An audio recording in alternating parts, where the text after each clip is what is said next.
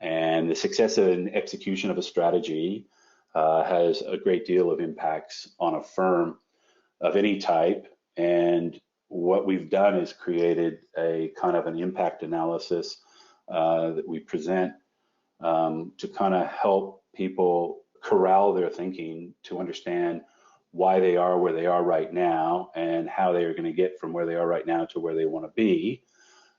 So we've decided to kind of make it very simple and break these down into 7 essential elements of strategy. And I think the genius in these 2 people who wrote it is that they've taken what is to some people a black art full of murkiness and complexity, and have just drilled it right down to some very key points that organizations need to address to create an effective strategy.